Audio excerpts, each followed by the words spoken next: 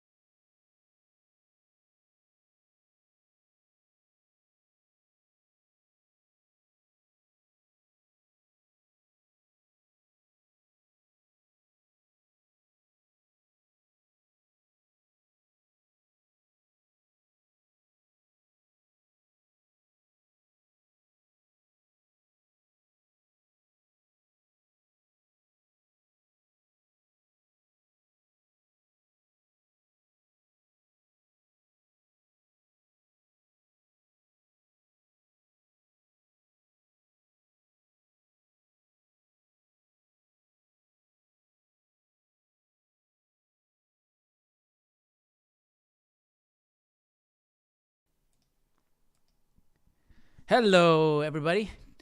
Today we're going to be jumping. Well, first let me just check this audio, make sure we're not lagging here. Give me 1 second. All right, let's see. Make sure we're not lagging.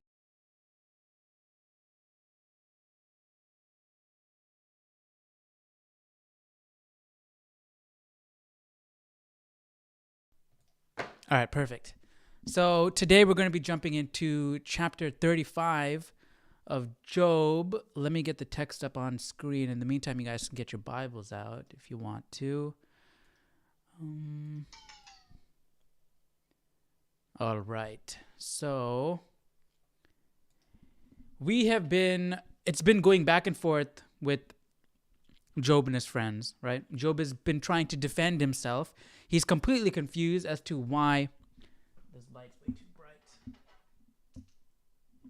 As to why, why all this is happening to him. And his friends are like, the reason why this is happening to you is because you have done something wicked. There obviously has to be a reason why you're suffering like this, right? And it can't be God's fault. Therefore, it has to be your fault. So, and then Job is like, well, I haven't done anything wrong. And we learned that at the beginning of Job. God himself said that Job is blameless. So we know Job didn't do anything wrong. Well, we know the reason why Job is going through this, right? It's because it's a wager between the devil and God. And so Elihu, this third party, this younger guy who is listening into this conversation, he steps in. And he disagrees with Job's friends. And he disagrees with Job as well. So he comes in and he gave his 2 cents. And that's what we finished off of yesterday with 34. And we're jumping into 35 today, and we're continuing off of what Elihu is saying. So let me turn this audio here on. All right, so let's get started with chapter 35. All right, let's go. Do you think this is right? Do you say, my righteousness is more than God's? For you say, what advantage will it be to you? What profit shall I have more than if I had sinned? I will answer you, and your companions with you. Look to the heavens and see, and behold the clouds. They are higher than you. If you sin, what do you accomplish against him? Or if your transgressions are multiplied, what do you do to him? If you are righteous, what do you give him?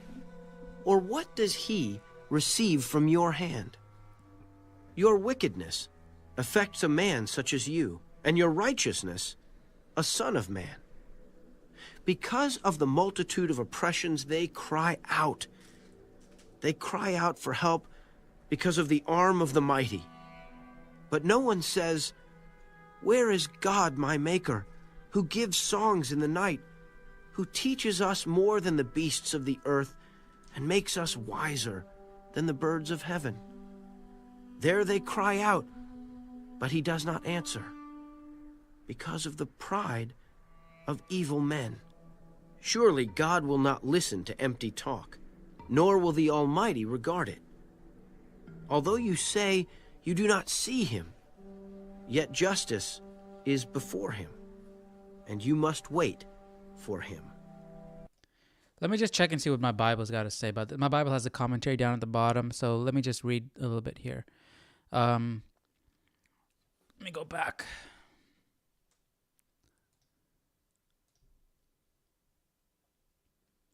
So, moreover, Elihu answered and said, "Do you think this is right?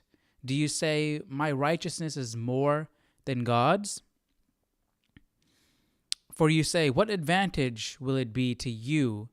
What profit shall I have more than if I had sinned?" Because Elihu's main critique of Job in the last chapter was that Job was was trying to contend with God as an equal, and he was saying that you can't question, you can't say, I haven't done anything wrong. You got to tell me what I did wrong. I need answers. I don't understand what's going on here. Elihu is like, God is so much greater than you. You just have to, if this is your fate, this is your fate. If this is what God has given you, this is what God has given you. You just have to accept it. It's sort of a non-answer because Job is struggling with the whole logic of it all. Like, why is this happening to me? And Job knows that he's blameless. These other people, his friends, were like, you have to have done something wrong. But Job knows he didn't do anything wrong. God knows he didn't do anything wrong.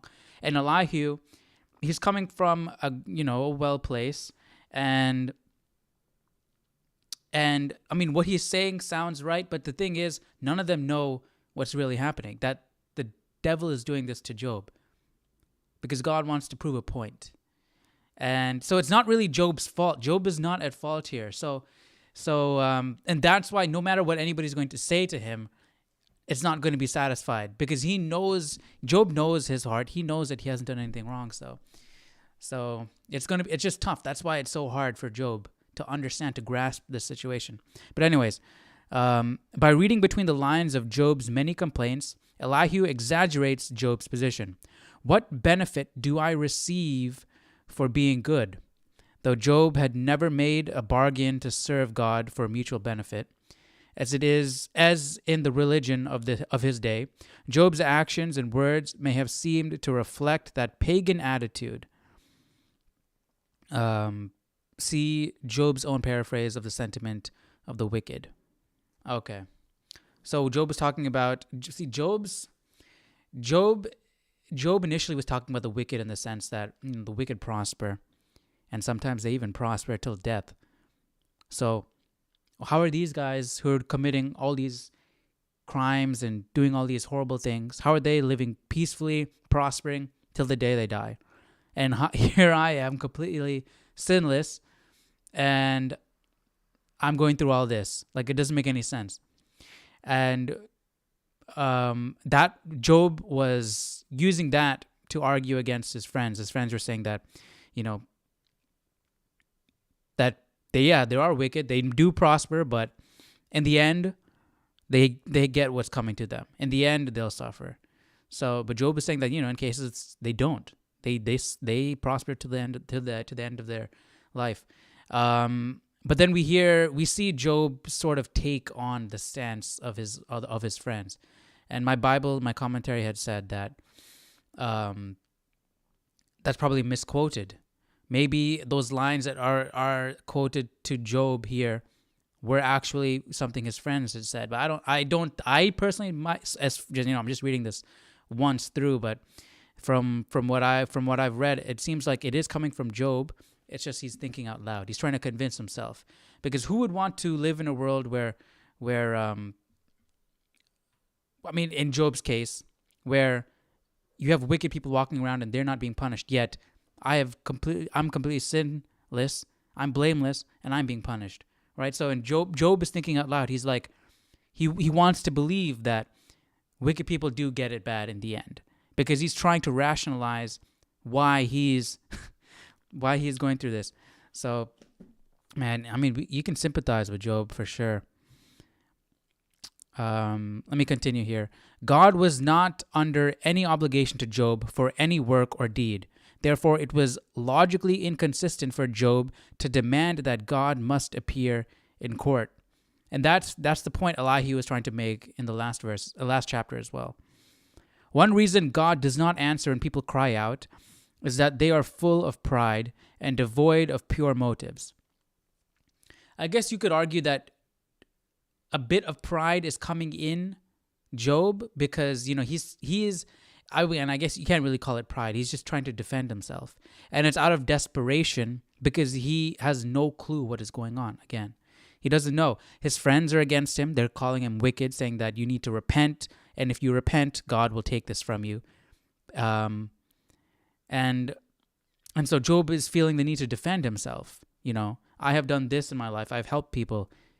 I haven't done anything wrong. So it might come off as self-righteous, but but in actuality, Job is just trying to rationalize what's going on. He's trying to lay out the facts and try to figure out, why is this happening to me? Elihu implies that Job's prayers have not been heard because of his pride. This accurate perception prepares the way for the speeches of God. Elihu states his thesis: God is both mighty and just in his dealings with humankind. Elihu challenges God's assertion that the wicked are not punished by God and his subsequent arguments. Then Elihu counters Job's complaints that he made in 24:1-17. Let me skip ahead over here. Where were we actually? Or what does he receive from your hand? Your wickedness affects a man such as you, and your righteousness a son of man. Because of the multitude of oppressions, they cry out. They cry out for help because of the arm of the mighty. But no one says, "Where is God, my Maker, who gives songs in the night, who teaches us more than the beasts of the earth, and makes us wiser than the birds of heaven?" There they cry out, but he does not answer, because of the pride of evil men. Surely God will not listen to empty talk, nor will the Almighty regard it. Although you say you do not see him, yet justice is before him. And you... What do you guys think? Do you guys think Job is being prideful? You think he's being proud by feeling the need to defend himself? I don't know. I mean, I guess how it could be seen as being proud, and I guess I can see how pride might creep in, or self-righteousness might creep in, because he's trying to convince himself, right? And he's trying to convince the people around him. So I can see how it could creep in, but the origin point, the foundation of it all is not pride. But I can see how it could lead to pride. We don't know the inner workings of Job's mind, I guess. So we don't know exactly what he is feeling, if it is creeping, if it is growing into pride. But I don't know, maybe as we keep reading, we'll get more insight into Job's mind. You must wait for him. And now, because he has not punished in his anger, nor taken much notice of folly, therefore Job opens his mouth in vain. He multiplies words without knowledge. I mean, he is. He is. Because he's just venting. He's been venting for a while. But I feel like it wouldn't be as bad if his friends were empathetic. If his friends were actually listening instead of trying to be combative, it would have been a lot better. I don't think Job would have gone so far to defend himself, and Elihu wouldn't have come over and called himself righteous. Yeah, I really think so. If his friends were just supportive and were there and just listening to him, hearing him out, I feel like this whole conversation right now would be very different.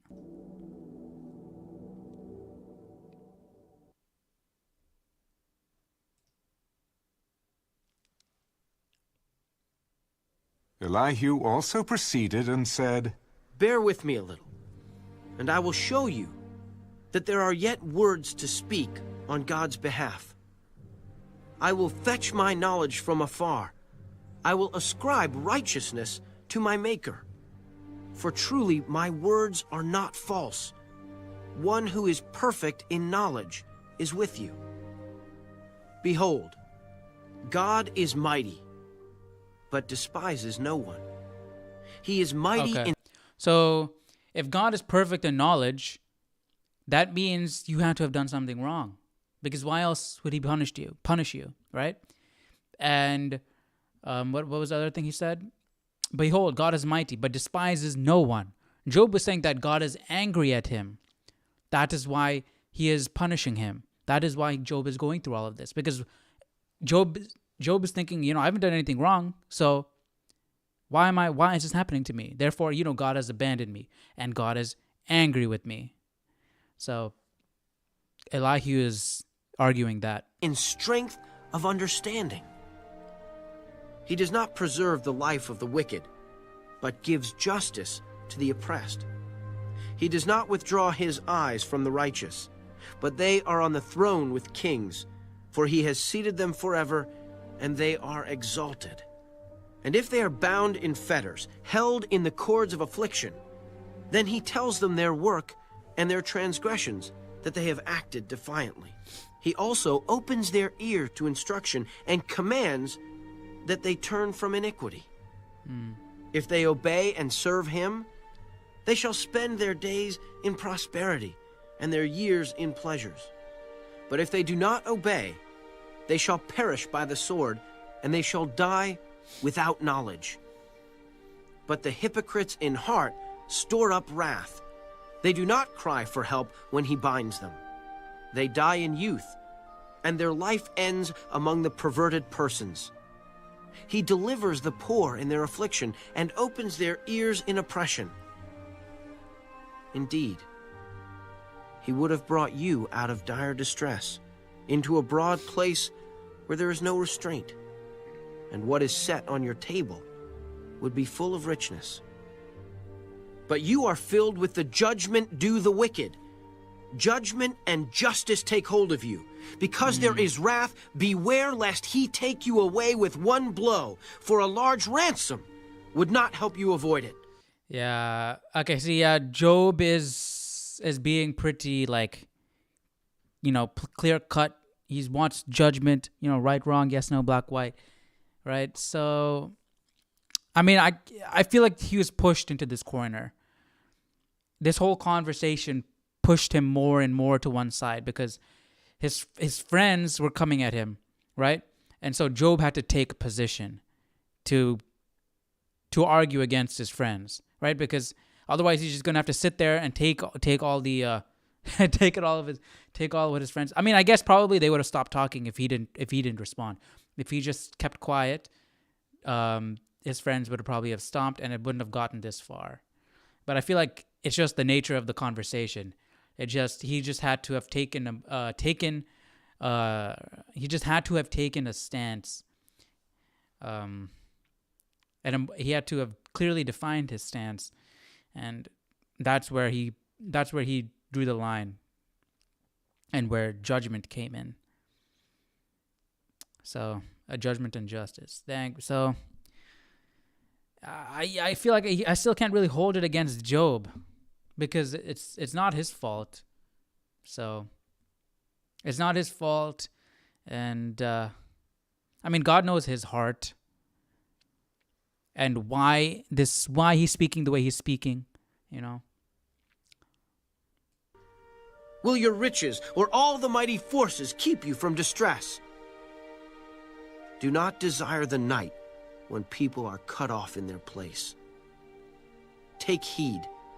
Do not turn to iniquity, for you have chosen this rather than affliction. Behold, God is exalted by his power. Who teaches like him? Who has assigned him his way, or who has said, you have done wrong? Remember to magnify his work, of which men have sung. Everyone has seen it.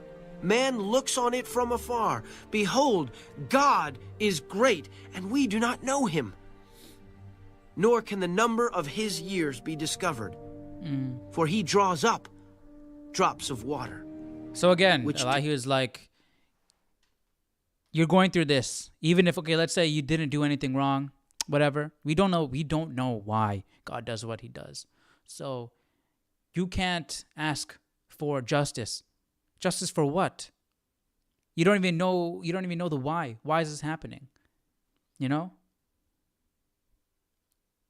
And we can't question it because it's God's doing. So Elihu is just, sit back, relax, and let God guide. But I can understand Job, man. It's tough to not know. Like, if he did sin, or if God, just came and said, hey, this is what I'm doing, whatever, this is why, if this is what your sin was and this is what's going on, Job would be like, okay, fine, I know why. Or even if God came and told him the truth that, I'm having this wager with the devil and you're just stuck in the middle and it's, you're having to pay the price. It sucks. But I feel like Job would probably take that as an honor, and it would just be easier on the mind because you know why. In this case, he has no clue why. So he's just lost. Distill as rain from the mist, which the clouds drop down and pour abundantly on man. Indeed, can anyone understand the spreading of clouds, the thunder from his canopy? Look, he scatters his light upon it and covers the depths of the sea. For by these he judges the peoples. He gives food in abundance. He covers his hands with lightning and commands it to strike.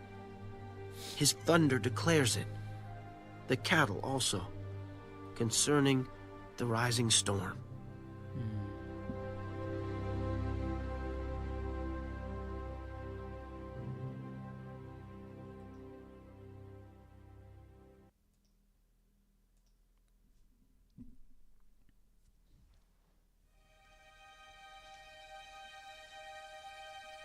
At this also my heart trembles and leaps from its place. Hear attentively the thunder of his voice and the rumbling that comes from his mouth. He sends it forth under the whole heaven, his lightning to the ends of the earth.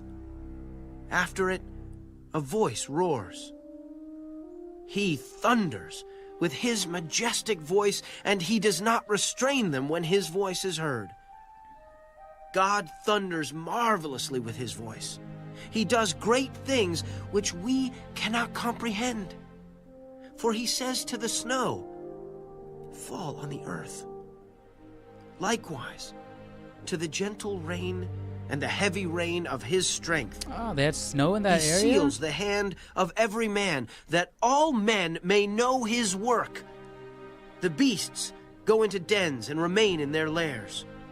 From the chamber of the south comes the whirlwind, and cold from the scattering winds of the north. By the breath of God. So chamber of the south, if I'm guessing, I guess we read earlier, that's probably like, I mean, it was talking about the constellations back then. like this section of constellations in the south, but this is talking about a whirlwind. So they're not looking up into, let's see what my Bible's got to say about that. I doubt it'll say anything. Chapter 9, 37:9. Elihu continues to praise the all-powerful God with a series of metaphors. He ascribes God as keeping the wind in a chamber just as he does the snow and hail. Yeah. So I think the Bible had talked about the chamber of the south in regards to constellations before. So maybe chamber of the south just means southern area. I don't know. Ice is given, and the broad waters are frozen. Also with moisture. I'm also curious, do you think they believed that certain winds came from certain chambers? Like it says, from the chamber of the south comes the whirlwind, and cold from the scattering winds of the north. So yeah, I'm curious, how did they view wind patterns? By the breath of God, ice is given, and the broad waters are frozen. That's interesting. Moisture. He saturates the thick clouds. He scatters his bright clouds, and they swirl about, being turned by his guidance, that they may do whatever he commands them on the face of the whole earth. He causes it to come, whether for correction, or for his land, or for mercy. Listen to this, O Job. Stand still and consider the wondrous works of God. Do you know when God dispatches them and causes the light of his cloud to shine? Do you know how the clouds are balanced? Those wondrous works of him who is perfect in knowledge. Why are your garments hot when he quiets the earth by the south wind? With him have you spread out the skies, strong as a cast metal mirror? Teach. See, this aligns with. 1 second, let me pause mute my phone real quick. This aligns with their worldview in regards to the earth, right? The Hebrew cosmology, because they believed the firmament over the earth, strong as a cast metal mirror, right? Because the firmament divides in Genesis. It says the firmament divides the waters from the waters, right? So you have the waters above and the waters below, the great deep. Let's see what my Bible's got to say about that. How do they view this? Strong as a cast metal mirror. Ancient mirrors were firm and unbreakable because they were made of polished bronze. Okay, we don't care about the mirror. But anyways, but yeah, a lot of ancient cultures had the same concept. Just what we should say to him, for we can prepare nothing because of the darkness. Should he be told that I wish to speak? If a man were to speak, surely he would be swallowed up. Even now, men cannot look at the light when it is bright in the skies, when the wind has passed and cleared them. He comes from the north as golden splendor. With God is awesome majesty. Okay, so do they think that God is in the north, and why the chambers of the south, the whirlwinds come from there? Like, I'm just trying to understand, like, how did they view everything, He comes from the north as golden splendor. God comes from the north. I doubt anything is going to pop up for this search.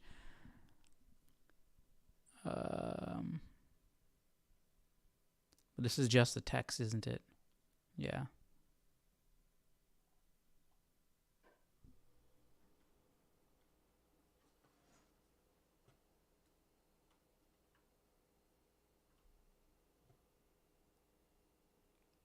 And I doubt we're gonna find like commentary about this. Let's see. That's actually going to explain how they viewed directions and whatnot. From the northern winds which scattered the clouds and the clear sky, Elihu concludes with some short but great sayings concerning the glory of God. He speaks abruptly and in haste. Okay.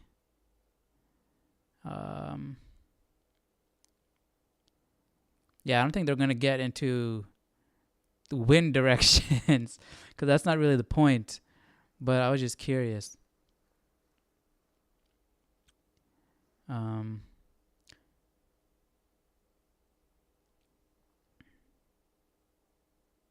Yeah, I don't really see anything. And I doubt, fair weather cometh out of the north, with God is terrible majesty.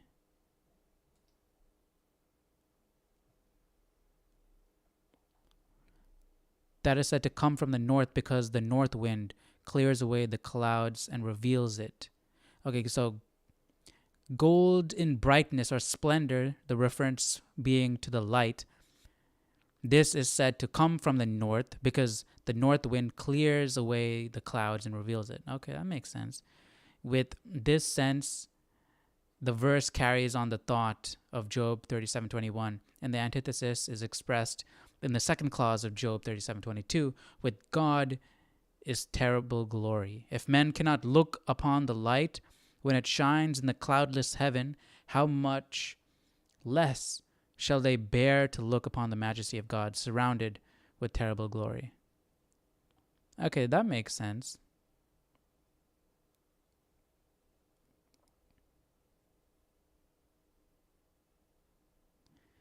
Others adhere to the literal sense of gold, considering the general meaning to be that men may penetrate into the furthest and darkest regions. Can you see that? Is it too small? Into the furthest and darkest regions of the earth and bring out to view whatever precious things they contain. But around God is terrible majesty, which exalts him above all comprehension. However good this meaning be in itself, it leaves Job 37:21 isolated and incomplete in sense. And although to classical antiquity, the north may have been the region of gold, no trace of such a conception appears in the Old Testament for any identification of Havilah with Colchis is more than adventurous. I don't know. I guess we got to go back and look at Genesis 2. The comparison of the light to gold is common in the poetry of all languages. Fair weather cometh out of the north. Literally, out of the north cometh gold. The bearing of this is very obscure, whether we suppose actual gold to be meant, or the golden splendors of the sun, or any other bright radiance. No commentator has hit on a satisfactory explanation. With God is terrible with God is terrible majesty. This is sufficiently plain, and it is the point whereto all Elihu's later argument has been directed, and his prior arguments have been directed to this as well. God's majesty is so great that men can only tremble before him. Okay. So we're getting a general idea of the different viewpoints, right? But for a lot of these types of phrases, there's no real concrete interpretation, you could say. With God is awesome majesty. As for the Almighty, we cannot find him. He is excellent in power, in judgment, and abundant justice. He does not oppress. Therefore, men fear him. He shows no partiality to any who are wise of heart.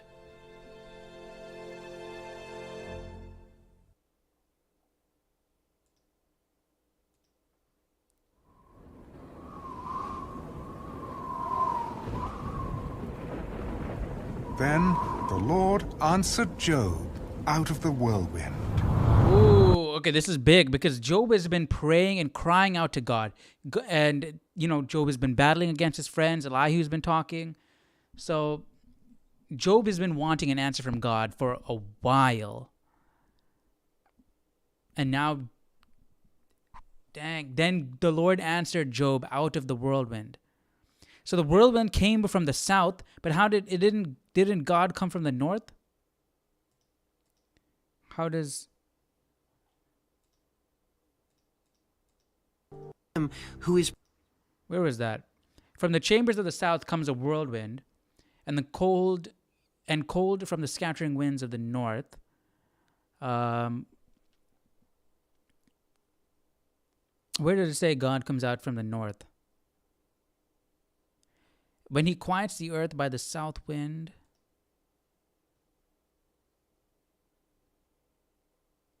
He comes from the north as golden splendor. With God is awesome majesty. Even now man cannot look at the light when it is bright in the skies. I'm guessing that's the sun, right? When the wind has passed and cleared them. Right? So it's talking about a literal wind passing and clearing the sky, so you can't look up into the light. What light is in the sky? The sun. So I'm guessing that's what it's talking about. He comes from the north as golden splendor. So like the sun, God comes from the north as golden splendor. With God is awesome majesty. But see, there's so much figurative language being used here. You can't really take it so literally. But I'm just trying to understand how they viewed things, But anyways.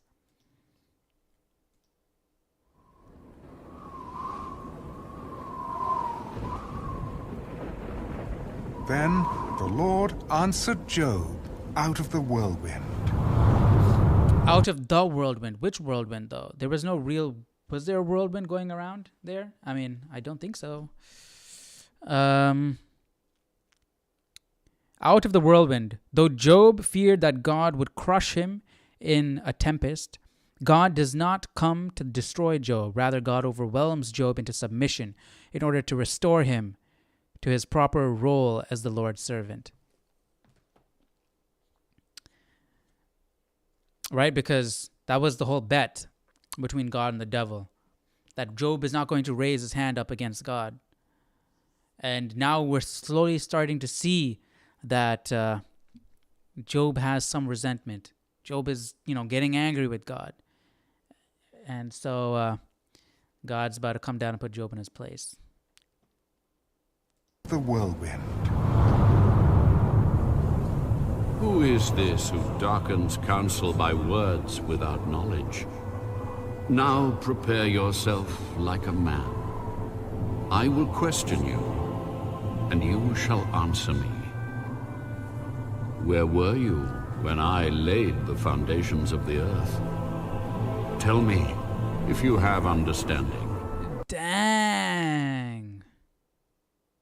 This is intense. He's really belittling Job, really putting Job in his place. Holy. And Job was already feeling so small. He was actually asking God to kill him. He was like talking, he was really like, and then now this.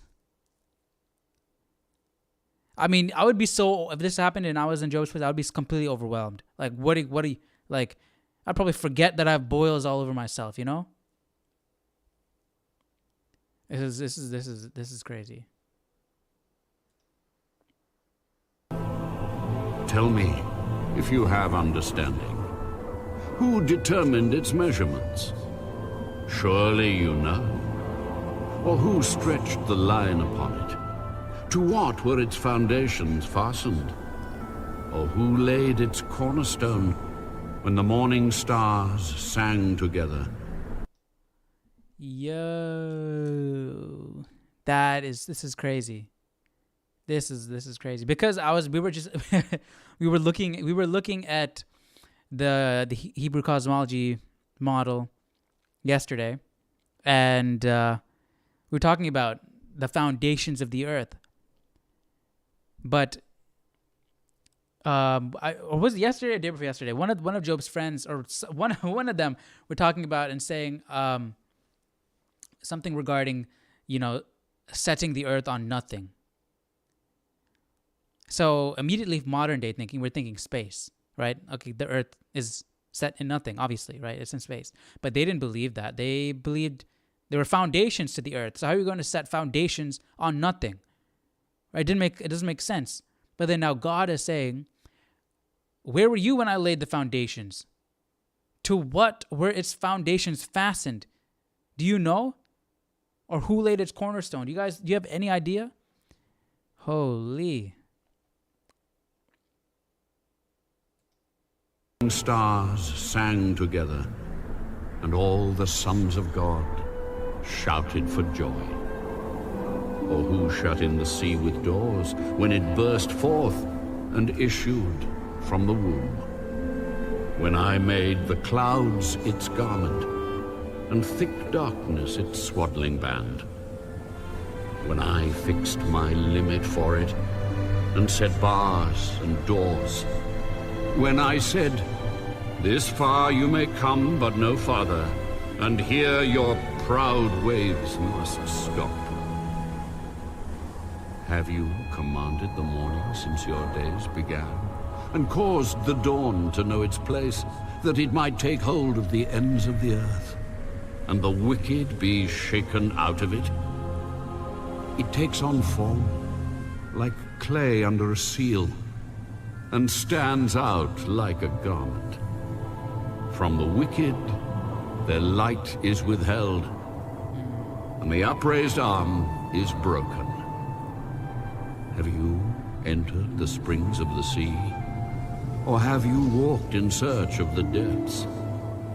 Have the gates of death been revealed to you? Or have you seen the doors of the shadow of death?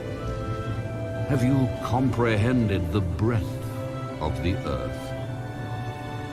Tell me, if you know all this. Where is the way to the dwelling Imagine of light? being in Job's place And here. Holy. darkness, where is its place? That you may take it to its territory, that you may know the paths to its home. Do you know it because you were born then? Or because the number of your days is great? Have you entered the treasury of snow? Or have you seen the treasury of hail, which I have reserved for the time of trouble, for the day of battle and war? So there's a treasury of hail and a treasury of snow. I mean, again, see all these. Maybe God is just using language for them to understand. Like there's actually like a whole stockpile of hail and snow in heaven that's falling down. For the time of trouble, for the day of battle and war. By what way is light diffused, or the east wind scattered over the earth? Who has divided a channel for the overflowing water, or a path for the thunderbolt to cause it to rain on a land where there is no one, a wilderness in which there is no man, to satisfy the desolate waste, and cause to spring forth the growth of tender grass? Has the rain a father? Or who has begotten the drops of dew? From whose womb comes the ice? And the frost of heaven, who gives it birth? The waters harden like stone, and the surface of the deep is frozen. Can you bind the cluster of the Pleiades, or loose the belt of Orion? Can you bring out Mazzaroth in its season? Or can you guide the great bear with its cubs? Do you know the ordinances of the heavens? Can you set their dominion over the earth? Can you lift up your voice to the clouds, that an abundance of water may cover you? can you send out lightnings, that they may go and say to you, here we are? Who has put wisdom in the mind? Or who has given understanding to the heart? Who can number the clouds by wisdom? Or who can pour out the bottles of heaven when the dust hardens in clumps and the clods cling together? Can you hunt the prey for the lion, or satisfy the appetite of the young lions when they crouch in their dens or lurk in their lairs to lie in wait? Who provides food for the raven when its young ones cry to God and wander about for lack of food? And chapter 38 was literally just God flexing. That was literally the entire chapter. Holy, really putting Job in his place. Man. I mean, Job is humble, okay? Even though, and God knows that, right? God knows exactly, what is Job going to do here? He's just going to bow down and pray to God and worship God, right? After hearing all this, right? God knows that, that's Job's default. He just lost sight temporarily because of the way this conversation was going, because of the position he's in and all that stuff, And it's hard to blame him, I mean, the only one who can blame him is God, because, we can't, because if we were in Job's position, I don't think we'd be anywhere as strong as Job. But anyways, tomorrow we're going to jump into 39, and God is continuing to speak. Holy, looks like he's speaking for a good while. Wow. I think, is this God? 39, 40, 41? Yeah, God is speaking for a while. Holy. Wow. And then tomorrow, look, I'm thinking tomorrow we might finish Job. Yeah, we'll finish Job. And then we're jumping into Psalms. So we're making crazy progress. Look at this. Look at that. And Psalms is like, halfway.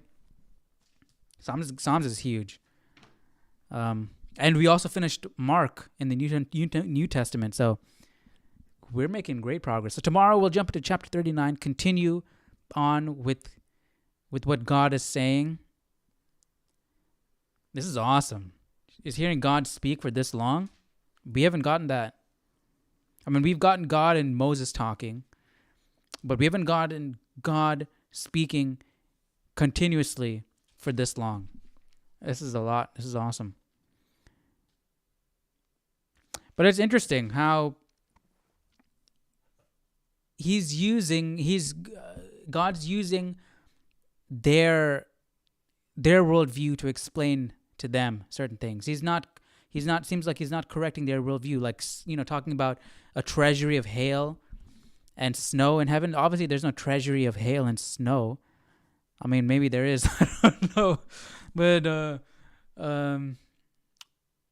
yeah, that is interesting. So they probably believe that there was literally like a stockpile of hail up there. That's funny. So he's like, do you know where the treasury of hail is? It's like, secretly, he's like, there's no treasury of hail, but you guys think there is. Anyways, it's interesting to see God speak. Because we get more insight into him and into how he works. So yeah, that's cool. So he speaks in a way for us to understand, looks like. If he's using those type of metaphors, right, with a treasury of snow and hail, that's interesting. He's using words in a way that we understand. So that means if we find something that's confusing in God's word, then it shouldn't be, right? It shouldn't be confusing. If it's coming from God, right? Because God's speaking for us to understand. And why would he speak in a way that's confusing? So, I don't know, just things to think about. Let me know what you guys thought about 35 to 38. I thought it was great, especially 38. 38 was Holy. But yeah, let me know what you guys thought about it. Tomorrow we'll jump into chapter 39, continuing with God speaking. I'll see you guys tomorrow for that, all right? Hope you guys have a great rest of your day. I'll see you tomorrow. Take care. Bye-bye.